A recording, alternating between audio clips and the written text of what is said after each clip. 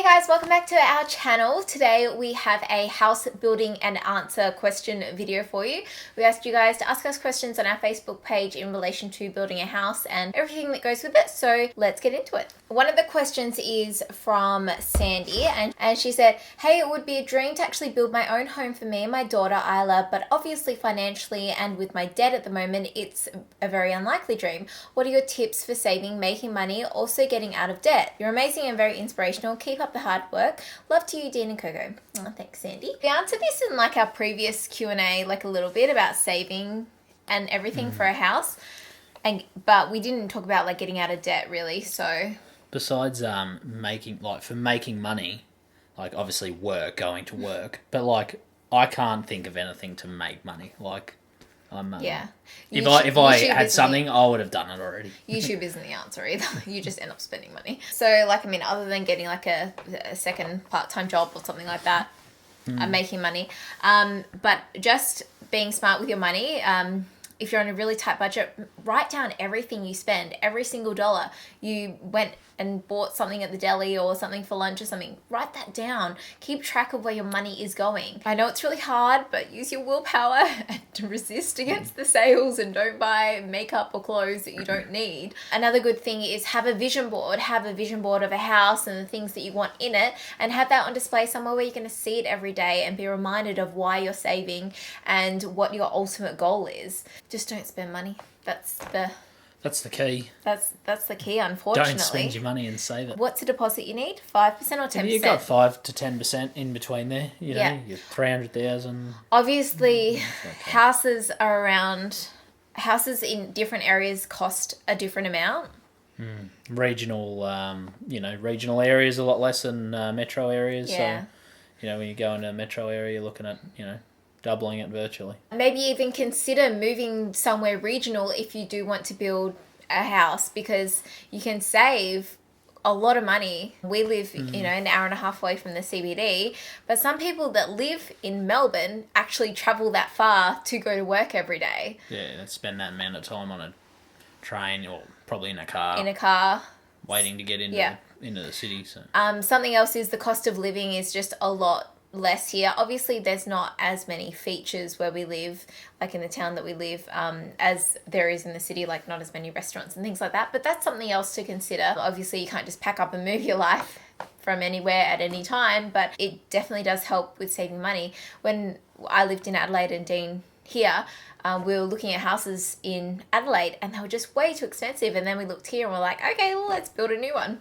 Getting out of debt, just focus on, instead of saving your money, that was another tip. Instead of saving your money each week, just focus on paying off that debt. Obviously have like a little buffer of savings, like, I don't know, maybe $500, $1,000 if you can have that, and then put everything into paying off that debt, because the sooner you pay it off, then the less you get a refund on your insurance of your loan, and you don't pay as much interest and things like that. It'll all just come down if you pay it off sooner. We did have a few personal loans around our wedding and our holiday the other year, but we really focused on paying them off. Really focused on paying those ones off before we went for the next loan for our house and my car loan as well.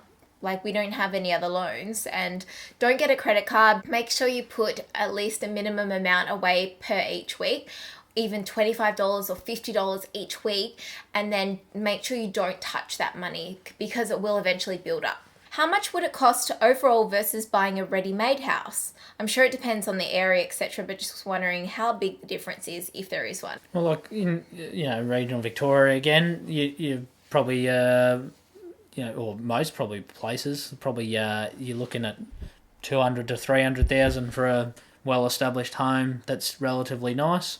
If you build, you're probably looking at your 300 to 350 for the same size house, and then you got to do everything yourself, like landscaping and all that sort of stuff. So I would think it's more than that for an established house. I think it would be around the 400 mark. It depends, obviously, how big a house you want. Oh, I'm going off like the same size house as what we were in, a 3-bedroom with living area, 2 living areas, probably around closer to 300,000 for the upper end of the nicer part of the thing. But obviously, if you want to $400,000 going to get you 4 bedrooms, bigger house, bigger yard, those sorts of things. From my experience, I've seen established houses cost a little bit more than brand new houses. Obviously it depends on your features and your upgrades and everything, but then with a brand new house you've also got to, like in our old house, we had to do landscaping, curtains, we had to put in an air conditioner, a deck, a pergola. Those things add up, so they end up being relatively the same, and you've got to do all that work. I got the first home buyers as well, so yeah, well, that's true. That was a lot of money, to make it more appealing to go for the to build, whereas I'm not sure what the deal is now, but if you don't get that sort of money that I was getting, you think, first home, I might just get something that's... She's just doing it all over. Who are you building through? What's your budget? Where do you get your fittings from? Carpet or tiles? 2 bathroom sinks or 1? Reverse cycle, air or conditioning or duct? This is like a 38 part question. We're building through... We're not really too comfortable with saying the builder at this point in time just because it's a quite local one. But if we weren't building through them, we would have gone through Metricon again. Budget, it's a little bit of a personal question. It obviously depends on the land, how much the land is as well. You've got to work that into your budget because you buy them separately, the land and the house. Where do you get your fittings from? There's multiple places like Reese's and what's a high Grove and Cameron's, all them sort of places. They're sort of the main ones around that I've seen. So Bunnings. I've got no idea, to be honest. You just choose through the company, the house company that you're building. Your builder usually have a base range of things that they pick that'll finish out the whole house, and then if you want to upgrade, they might have upgrades that look a bit better, and then if you want to get better upgrades, you go to the actual store and pick them. Carpet or tiles? Well, we're having both. We're having carpet in the bedrooms and then tiles in the main areas. We were looking at different options instead of tiles, like floorboards and things like that, but we're going to go tiles. With the air conditioning, we're having evaporative aircon, yeah. Yep, and we're having ducted heating. Yeah. And we're having 2 bathroom sinks in our ensuite and 1 in the other... In the normal bathroom. Yeah. Is there anything that you wish you knew about building your home that you know now? What are some of the best and worst moments that you have found about building a home? Yeah, like maximising your space in areas that you might not have thought. So I guess you need to really walk into every single room that the house or your parents' place that you live in. Walk in every single room and what you like about it, what you don't like about it, where you wish there was space. That's sort of how I went through our house. Every room went through it and said, this needs to be bigger. Don't mind, this is fine, and you work it out from there. And also something that you mentioned was measure the rooms. Measure the room of where you are now, and then see how big it is on the plan that you're building from.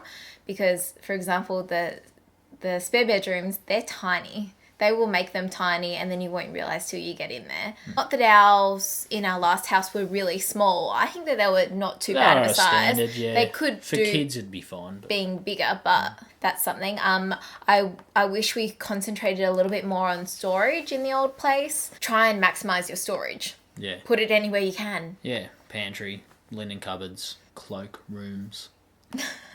What are your tips for bathroom storage? I have so much bathroom stuff and nowhere to put it. My tip is, what they will do in plans is, say the bathroom's this wide. And then in our, for example, in our old bathroom, we had a bath and then we had the bench. And the bench had this much room, but it was only this wide. Extend that, add in an extra drawer, an extra cupboard or whatever you can, and maximize that space that you can, because you don't need those little gaps on the side of the benches anyway, because you just have to vacuum in them and mop them and clean them. You want more bench space and cupboard space. So see if you can do that. Try and rearrange your bathroom or whatever to make the bench longer or that kind of thing. You can always have those cube things that you got, clear cube things. Oh, yeah, that. If you have more bench space, obviously you can put things like an Etika acrylic cube on it or something like that. Hopefully that helps. I don't know. I was thinking about this the other day about how people used to have the mirrors with the cupboards behind them. They're a really good idea, but they don't do them anymore. And I think it's because they have the line in between them in the middle. So that's something else you could think of if you're building a house and if you want to do that. How big is your block and how big is your house in square meters? It's 2,500 metres squared metres, the block, which is just over half an acre, so it's pretty good. There'll be a lot of space around the house, and probably a lot more from the back of the house to the back fence. And the house is around 37 squares under roof, and that's including the garage and alfresco area. So How big was our old one? about 23 squares, Yeah. not including the alfresco because we built that on ourselves. So this one will have an extra living area and an extra bedroom. Pretty much an extra room because the walk-in robe is like another room. Yeah, and the extra, like where the drying room is. So Yeah. virtually an extra toilet space. How long will it take for your house to be completely finished? 7 years. Feels like it. They say like building takes around 5 to 6 months, which is pretty standard. They haven't started building yet though. Process can take a long time. Like we started in what? October, November, and it's February, and Nada. nothing's happened. So nada, scratch, hopefully zilch. quite soon. What are some things that you think are necessary that a lot of people forget or don't think about in your opinion? Example, sharp corners on benches or not enough power outlets plugs. Definitely not enough power points. Just go nuts with them. Just double the amount that are in there. Because they'll give you like one in every room. And make sure that they're double power points and not single Yeah. as well. They'll say, yeah, you've got 2 power points in each room, but they're like, there's one. Yeah. Yeah. There's one power point. They'll not get double. you there. Just be wary of that. Have a really good look over the electrical plan. Have a few other people look over it. Make sure that there's a power point down the hallway, like for vacuuming and mopping. That was one mistake we made last time. We like the 2 sink ideas, the 2 big sinks. Yeah. So instead of just, you might have your big sink with your little sink and your drainer next to it, just have 2 big sinks. So that little drainer, what are you going to do? You can't get anything in there. I hate those little sinks. They piss me off. We are having, this is going to be a really good feature, a drying room. Because I don't know about you guys, but like in our house, and I know in some of our friends' house, we have a spare room and it's just like a laundry. You have your racks set up and everything like that, and you constantly have clothes in there drying. So we're going to have a drying room with a heater vent above it. And so we can just put things in there and close the door close it and off. away you go. Yeah, that's something that a lot of people won't think about, and do you know what? They don't even have it on house plans. We added it in. Yeah, We changed a pretty toilet rare. into it. I think the wardrobe space is really underrated in house plans. If you try and make it bigger if you can, because there's never enough room, especially for 2 people. And pantry. And pantry as well. In your opinion, what is the hardest room to get just right? Probably the kitchen? Yeah, like What do you think? kitchen's like your centerpiece, I guess. You walk into someone's house, you don't just stand in their hallway or bedroom or something. Like you go into their kitchen, family dining. You want that kitchen to have a wow factor, and yeah. So And probably, there's so many options as well. What is your favorite room to design, pre-build and style post-build? Probably design would be the kitchen, and post-build style, probably, I don't know, maybe like the lounge room, living area, like that whole area there, because I'm gonna put in lighting and we'll get new furniture and things like that. Is there anything you're doing differently this time around? Adding in heaps of extra storage, drying room, extra huge walk-in robe. yeah, And the bathroom's a bit different as well. frescoes under area. Yeah, having the alfresco. Probably like more taps around the house, external power points Yeah. as well. All those sorts of things always help, because if you don't have any external power points, you're running it through a window or from the shed. You've got to buy Yep. 100 metres of bloody extra power cords. And that's another thing, extend your shed. An extra half Oh, yeah. meter or... Yeah, like half most metre are if you 5.5 by 6, make it 6 by 6. And if you can make it bigger, make it bigger. Yeah, make it bigger, Make it because 7 by 7. Or a lot of 7 by people, 6. like where we used to live, they didn't even have room in their shed for their cars because they just had storage for starters. But if you have a little bit extra, you can put some shelving in, and then you can fit both cars in and still have a little bit of room to open your door. But try and make it as big as you can. Makes a difference. What are you most excited about in this whole process? Moving in, like, how about even starting to be built? Yeah, that'd be pretty exciting. When you built your first house, what were the things you wished you did different or have decided to change the second time around? And what brand appliances have you chosen for your kitchen? It comes with Smeg appliances, so just the dishwasher and oven. and stuff. I wish in the bathroom we extended the bench. Yeah, with your windows as well. Like on the outside, the house took it from on the outside of the house. The windows went up to the eaves, whereas a lot of houses have a few rows of bricks in between, or they have like a bit of cement sheeting above it just to save that cost of putting a support bar and the bricks, and it just looks terrible compared to the other houses that do have it. Yeah. So definitely keep an eye out for that on how it's going to look. So when you get your elevations of how it's going to look, just make sure your windows don't look like that.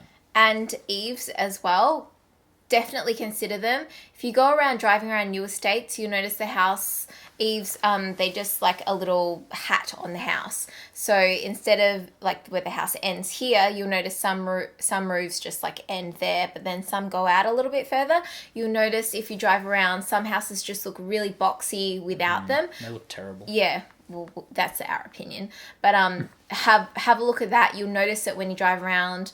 And see the difference between houses with eaves and without. I just feel that they look a bit boxy with them. Without them. You know how a lot of houses had the bifold doors on the like outdoor area and everything? We really did want them, but then we thought with Coco, it's a little bit. It doesn't work. We have dogs as well. You don't want them just... And kids and things like that. So we're just going to get a sliding door and then a sliding screen door as well. I know it's not going to look the best kind of thing, but it's more practical, and I think that we'll really benefit from that. What are your must-have negotiable features, and what style colour scheme are you hoping to have in this house? That's from Lizzie. The colour scheme that we're going for is white, greys, blacks. That's pretty much it. White, grey, black. Yep. My partner and I really want to build a house, but it's confusing. When you get a loan for the house, will all the building costs be included, or are there hidden costs that would need to be paid out of pocket? The only thing that will be not included once you sign the contracts and everything will be your curtains, your landscaping, concrete driveway crossover. You'll have to do the crossover yourself. That'll be on you to do that. So there might not be there'll be a concrete driveway from the garage to the footpath that may or not be in the contract. So that could be a hidden cost. And then there's from the footpath to the curb. So that's on you, and you got to go to your local council and get a permit for it as well. So yeah, they're the only really things. They're big ones. The house should come with your carpets, tiles. Our last one didn't come with like toilet roll holders or towel racks, so that's something to consider that we had to go buy extra. While we're talking about flooring, they'll give you a budget for your flooring. Most places will have like a section where you can shop within that budget, but if you want out of that budget, like they'll allow $25 a meter for tiles or something like that, and the tiles that you want are really $40 a meter. Consider that as well. Same with carpet, and everything else should be included with the house, and obviously your land is separate as well, unless it's a land and house and land package. With Metricone, can you alter the blueprints? Can you change the floor plan or add an extra storage, change the way you model the bathroom, or does it have to be one of their set designs? And does that cost extra? You can change anything. Yeah. It does cost. Change anything. Yeah, it depends what you do. And we moved a couple of walls here and there and really didn't change anything because it was not structurally, I guess we didn't make the outline of the house different. It was what was inside. Yeah. But, you'll find as long as you're changing something in the house, it should be fine. If you're changing external walls and stuff, that's when they really add on the cost. You got to think, you move a wall out, there's all that extra timber, bricks, concrete, roofing, trusses. Yeah, can start getting expensive. Leah asked a few questions. One of them is, how do you know if the building company you've chosen is a good one? Go by word of mouth. If you know someone that's built through them, have a walk through their home. Like, ask about the building experience and everything like that. We didn't have really any problems with Metricon. After the building's done and you live in your house, expect your house to like change a little bit. Sometimes you get cracks on the walls, like in the ceilings or even in the tiles, but that's kind of normal. If there's any problems, call them, let them know that there's something gone wrong. Like, we were in our house for 4 years and the portico, it was leaking through the light. And I said to Dean, we need to get it fixed. and call Metricon, and he's like, no, they won't do anything, and he's going to call his electrician. We called Metricon, and they came and fixed it. Yeah. Didn't charge a thing. They were pretty good about it. Just come out, did it. Didn't even see him. They just rang me up. Yeah. All I had to do was leave an extension cord hanging out of the garage, and they just whizzed it up. Yeah, so that's another thing with building a house. You do get that guarantee, that warranty period, which is obviously different through every company, but they do come and fix things if they are broken. I think if there's any more questions, just smash them down in the comment section, and like we can answer as many as we can. So that's probably an easy way if we didn't answer your question, or you want another question answered. But Yep. yeah, or I can bang Crystal's phone number on the comments, and you just ring her and she'll give you the answer. Yeah, send me a text. With your lipstick on your teeth, mate. No, it's not. Just there. Where? Okay, well, that's it from us. I hope you have a great day, and we will see you next time. Bye. See ya.